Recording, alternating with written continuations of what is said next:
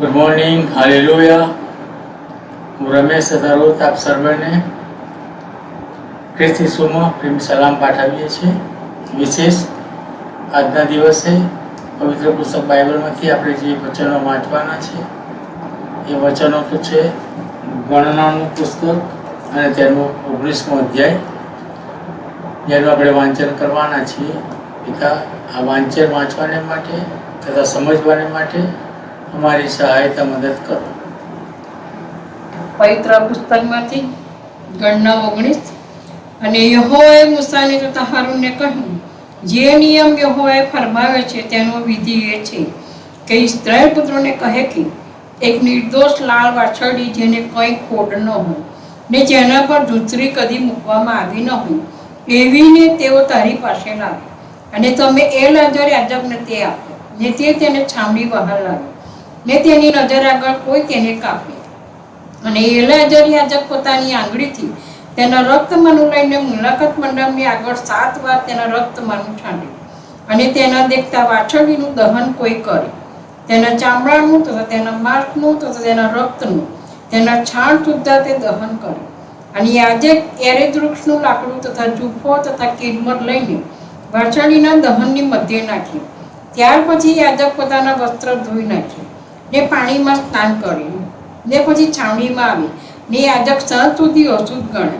અને જે માણસ તેનું દહન કરે તે પોતાના વસ્ત્ર ધોઈ નાખે ને સ્નાન કરે, ને સાંજ સુધી અશુદ્ધ ગણે. અને એક શુદ્ધ માણસ તે વાછરડીની રાખ એકઠી કરે ને છાવણી બહાર કોઈ સ્વચ્છ જગ્યાએ તેની ઢગલી કરે. તે ઇસ્રાયેલ પુત્રોની જમાતને સારું શુદ્ધિના પાણી તરીકે તે રાખી મૂકવામાં આવે. તે પાપાચાર પણ છે. અને વાછરડીની રાખ એકઠી કરનાર પોતાના વસ્ત્ર ધોઈ નાખે ને સાંજ સુધી તે અશુદ્ધ ગણે. અને ઇસ્રાયેલ પુત્રોને સારું તથા તેઓ મધ્ય પ્રવાસ કરતા પરદેશીને સારું તે હંમેશનો વિધિ થાય. જે જન કોઈ માણસના મુર્દાનો સ્પર્શ કરે તે 7 દિવસ સુધી અશુદ્ધ ગણે.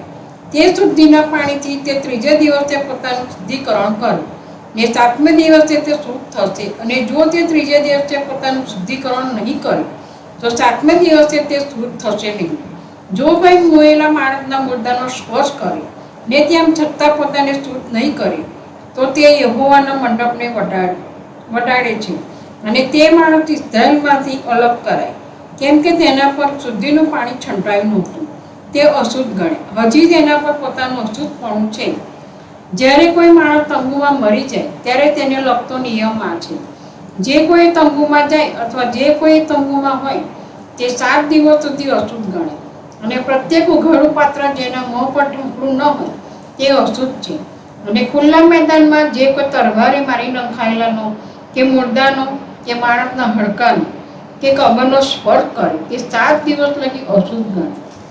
અને તે અશુદ્ધ માણસને સારું તેઓ પાપાચારપણાના દહનની રાખ લઈને તેની એક વાસણના જરામાં પાણીની સાથે મેળવે. અને કોઈ શુદ્ધ માણસ જુફ્ફો લઈને તેને પાણીમાં બોળીને તંબુ પર ને તેમાંની સર્વ પાત્રો ઉપર ને જે લોકો ત્યાં હોય તેઓના ઉપર ને જેણે હડકાનો કે મારી નંખાયેલાનો કે મોયલાનો કે કબરનો સ્પર્શ કર્યો હોય તેના ઉપર તે છાંટે. અને પેલો શુદ્ધ માણસ તે અશુદ્ધ માણસ પર 3જે દિવસે તથા 7મે દિવસે તે છાંટે. અને 7મે દિવસે તે તેનું શુદ્ધિકરણ કરે. અને તે પોતાના વસ્ત્ર ધોઈ નાખીને પાણીમાં સ્નાન કરે, ને સાંજે તે શુદ્ધ થશે. પણ જે માણસના અશુદ્ધ થયા છતાં પોતાનું શુદ્ધ નહીં કરે તે માણસ મંડળીમાંથી અલગ કરે, કેમ કે તેણે યહોવાના પરમ પવિત્ર સ્થાનને વટાડ્યું છે. તેના પર શુદ્ધિનું પાણી છંટાયું નહોતું. તે અશુદ્ધ છે, અને તેઓને સારું તે સદાનો વિધિ થાય. અને જે માણસ શુદ્ધિનું પાણી છાંટે તે પોતાના વસ્ત્ર ધોઈ નાખે. અને જે કોઈ શુદ્ધિના પાણીમાં સ્પર્શ કરે તે સાંજ સુધી અશુદ્ધ ગણે. અને તે અશુદ્ધ માણસ જે કશાનો સ્પર્શ કરે તે પણ અશુદ્ધ ગણે. અને જે માણસ તે વસ્તુનો સ્પર્શ કરે તે સાંજ સુધી અશુદ્ધ ગણે. પ્રભુ તેના વચનને આશીષ આપે. પ્રાર્થના કરીએ. પવિત્ર છે, પવિત્ર છે, પવિત્ર છે, સૈન્યોના દેવ યહોવા પવિત્ર છે. સદા માન ગૌરવ તેમના જ છે. એવા મારા ધન્ય થતા અમે તમારી સમક્ષ અમારા ફોટો દ્વારા તમારા ગુણગાન કરીએ છીએ. તમારી સમક્ષ અમે આવીએ છીએ, તમને બચીએ છીએ. કેમ કે તમે દયાના સાગર છો, તમે અમારા પર દયા કરી છે અને અમારા પાપોની ક્ષમા આપી અને તમે અમને ખંડી લીધા છે. તેથી કરી અમે તમારી સમક્ષ આવી શકીએ છીએ. તમારો પુષ્કળ આભાર તો ઉપકાર માનીએ છીએ. પ્રભુ પિતા, અમે શું માંગીએ અમારા માગ્યા અગાઉ તમે તે સગળા સારા વરનો પૂરા પાડો છો. તમારો પુષ્કળ આભાર તો ઉપકાર માનીએ છીએ. વાંચેલ વચનોને પ્રભુ પિતા અમે વાંચીને છોડી ન દઈએ અને સાંભળીને એક કારણે સાંભળીને બીજા કારણેથી કાઢી ન નાખીએ, પણ અમારા જીવનમાં ઉતારીએ અને અમે તમારા બાળકો બની રહીએ. તેને માટે તમે અમારી સહાયતા મદદ કરો પિતા.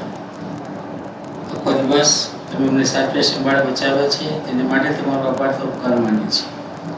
તમારો આવો ખૂબ જ નજીક છે ત્યારે પ્રભુ પિતા અમે તમારી મળવાની હકીમ તૈયાર હોઈએ.